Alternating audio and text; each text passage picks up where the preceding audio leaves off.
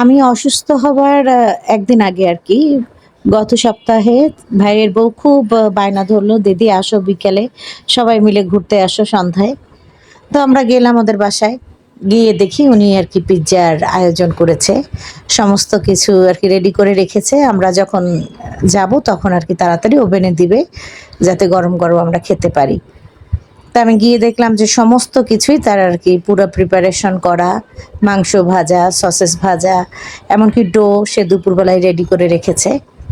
তো আমার তোরই সে আবার ভিডিও করতেছিল যে ওর মামি কিভাবে আর কি পিৎজা বানায়।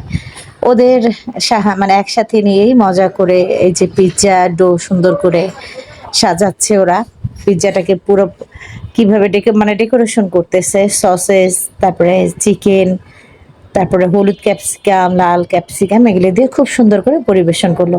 এর আগেও আমি ওর কাছে পিৎজা খেয়েছি, ও আসলে চমৎকার করে পিৎজা বানায়।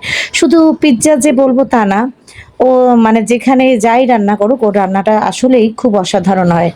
বিয়ের আগে বারবার বলতো আমি রান্না করতে পারি না পারি না, তখনও বলছি আমরা শিখাই দিব, সমস্যা নাই, তুমি আসো আসো আমাদের মতো শিখাই দিব। এখন দেখি কি শিখাবো ওর কাছ থেকে, আমাদের আরো শেখার বাকি আছে আর কি। খুবই চমৎকার রান্না করতে পারে সমস্ত কিছু দিয়ে, যে অরিগানো দিয়ে সব, মানে সব শেষে চিজ এবং অরিগানো দিয়ে তারপরে ওভেনে আর কি দিয়ে দিবে।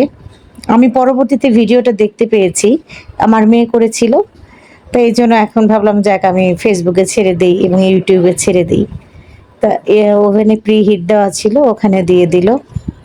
বেশি সময় নেয়নি, মনে হয় 25 মিনিটের মধ্যে নিল।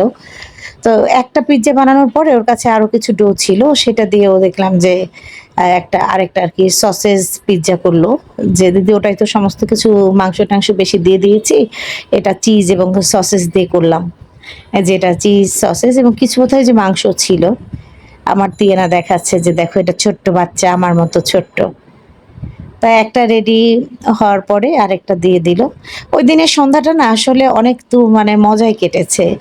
ভাইয়ের বউ, আমি, আমার হাজবেন্ড, আমার 2 মেয়ে একসাথে হয়ে কোনো কিছু খেলে ওদের এই একটা জিনিস খুব ভালো লাগে যে আমাদের রেখে আর কি কোনো কিছু ওরা খেতে চায় না। যখনই ভালো কিছু তৈরি করবে, বাসায় নাস্তা হোক বা বাইরে থেকে কোনো কিছু যখন কিনে আনে।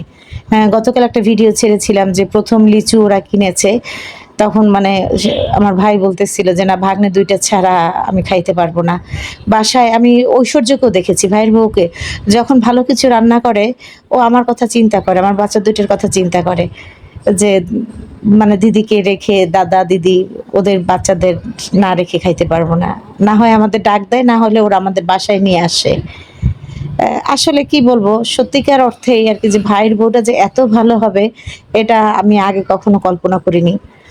আগে থেকে যা মানে জানি ও শান্ত, সরল, সহজ, কিন্তু ও যে এতটা ভালো হবে এটা আর কি আমাদের ভাগ্যে পাওনা ছিল।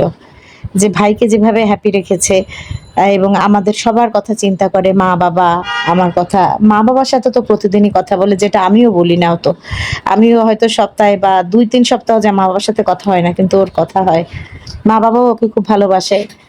আর মানে ঈশ্বরের কাছে প্রার্থনা করবেন এই যে এখন ওদের যে বন্ডিং, যে ভালোবাসা, এটা যেন সব সময় থাকে, একদম মৃত্যুর আগ পর্যন্তই যেন এই ভালোবাসাটা টিকে থাকে আমাদের সাথে, ওদের সাথে, ওদের পরিবারের সাথে, আমাদের পরিবারের সাথে। দুটো পরিবার তো যখন একত্রিত হয় তখন একটু পার্থক্য থাকবেই, কিন্তু তারপরেও যেন আমরা মিলেমিশে একসাথে ভালোবাসার বন্ধনে থাকতে পারি। এই যে আমরা ছোট পিৎজাটাও খাচ্ছি, এর মধ্যে দেখলাম আমি ওই পিৎজা কাটতে কাটতে একটা খেতে খেতে মানে ও চাও বানাই নিয়ে আসছে যে দিদি না ওর সাথে চা, জানে যে আমরা বিকেলে লাল চা খাই, ওরা চা খায় না, আমাদের 4 জনের জন্য লাল চা, আর আমরা দুধ চা খাই না, অ্যাসিডিটির সমস্যা আছে। তাও যে নিয়ে আসছে, আমি আবার ভাগ বন্টন করে সবাইকে দিয়ে দিচ্ছি। রনি বাবু বলতেছে যে দিলাম, না না বড়টা খেয়ে পেট টেট পুরো ভরে গেছে, মানে অনেক খাইছে। এটা মজা ছিল। আর ইয়ারা বেশি ভরে না আজকে কেন? বললে ঠিক আছে কথা। আমার ইস্ট ভাই ইয়ে হয়েছে।